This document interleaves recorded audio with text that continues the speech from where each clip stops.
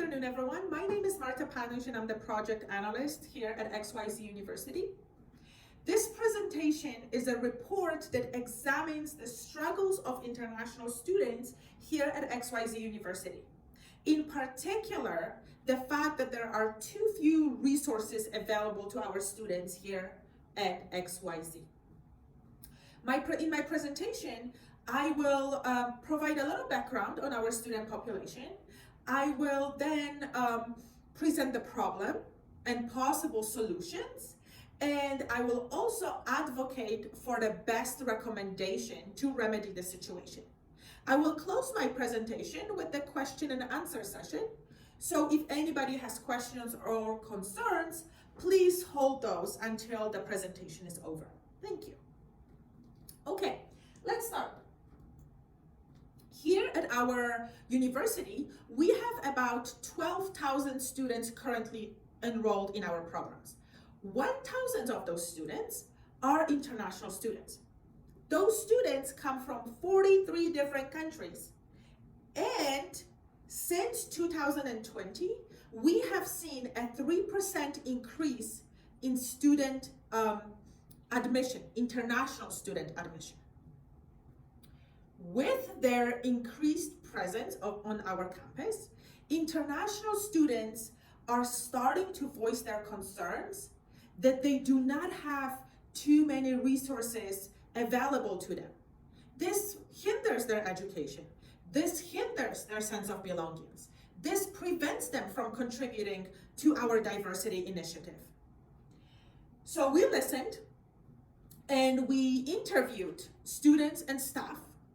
And it has been determined that the specific problem that we are facing here is that our students have too few resources available to them. Like I said, it prevents them from thriving at our campus. The reasons that we have this problem is that our students have insufficient financial resources, that they say the learning and belonging gaps are too big, and also that the current resources that we have available, they are simply not enough to properly support them. To put this problem in numbers, 45% of our students are unable to attend campus events. 43% of our students are unable to access resources. 1,000 of our international students are only served by 2 counselors and 4 tutors. This is simply not enough to make sure that everybody gets the help they need. And lastly, last academic year, we only graduated 0.008% of our international student population. These are some significant numbers. These numbers, this problem is a call for action. We can do better here at XYZ. We know we can do better. So we then took this problem and we proposed possible solutions to remedy it. Our possible solution number 1 would be to create new events on campus. Those events help with student integration. They will definitely contribute to our international students' sense of belonging, and they will make them more prominent on campus. Option number 2 was to offer scholarships and grants, either specifically designed and available to international students, or give international students access to existing scholarships and grants. This solution will definitely assist in full access to educational resources. It will also help us feel like we all belong to the same place. Option number 3 was to provide equal access to resources currently available at XYZ University. This solution would definitely promote inclusivity. It would either lessen or absolutely eliminate us-them divide, and it would ensure ongoing academic success for our students. So now we have a problem. We have 3 possible solutions. How do we get to the recommendation to remedy the situation?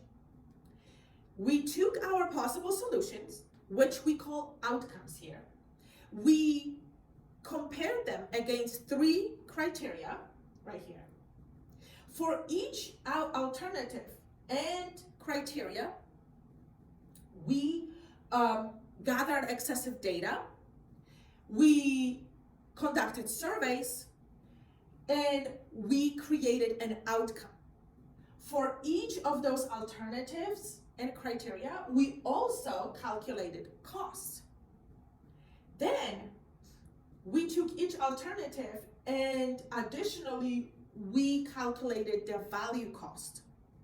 And that's what gave us a little bit more advantage to start identifying the solution. Well, numbers were not enough, so we also looked at advantages and disadvantages of each alternative. Based on all this research, we concluded that equal access to cultural and institutional resources is the best recommended solution. Now, how is it the best recommended solution? Equal access to cultural and institutional resources will definitely benefit our international students in proper integration to our campus. It will help lessen and eventually eliminate the ASDEM divide. It is a really cost-effective recommendation and solution for our university, because annually we are looking at spending about $6,000, which really is not such a significant number. Thinking that we can help 1,000 students with better access to resources and better integration to our campus. How does this recommendation benefit our international students? With equal access to cultural and institutional resources, our international students will be able to thrive at XYZ University. So one of the first things that this recommendation suggests is to move International Student Center to more centrally located building on campus. Because once the building is centrally located, access to resources is faster and access to resources is easier. Immediately, just by moving that one building, we will see positive lasting effects on our students, on their education, and on their social and emotional level.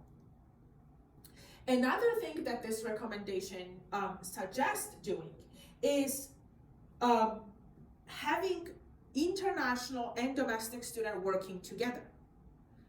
So this way we can foster cross-cultural understanding and relationships. Well, how we're gonna do it? One way to do it is to make sure that our international students have the same access to tutors and to counselors. Now, going from 2 counselors and 4 tutors into a higher number helps access resources faster. We're integrating our students. We're saying they are important. They are valued. This also suggests that once our students are being helped properly, they themselves will become tutors. They will contribute their talents to our university, and they will help our diversity initiative. Clear advantages to students. Now, what are the advantages to our university? This recommendation is the most cost-effective. Like I mentioned before, it will only cost us about $6,000 annually. The reason this cost is so low is because by moving International Student Center to a more centrally located building on campus, we are saving about $150,000 in maintenance cost. Now, those buildings that we don't have to maintain can be rented to a local community, and our university can gain additional revenue. With that revenue, we can do a lot more for our students, whole student population. Yes, you can see that this recommendation is asking for training for our teachers, counselors, and tutors. But this training, this investment, will be a long-lasting investment, and it will help our teachers, counselors, and tutors understand immigration laws, if applicable, and it will also teach strategies on how to approach and integrate international students into our system of learning and study. To summarize it, equal access to cultural and institutional resources here at XYZ University will set XYZ apart. We will be pioneering in education. We will be inspiring every student to thrive. We will have an incredibly contributing student population. Our international students will be heard, they will be valued, they will know that all their problems are solved timely, mindfully, and successfully. And finally, this recommendation will have lasting effects in fostering international relationships with other countries, with other students. Thank you very much. This concludes my presentation. If anybody has questions and comments, I will be happy to answer them right now. If additional resources are needed, my email is provided on the bottom of the screen. Feel free to reach at any time. Thank you very much.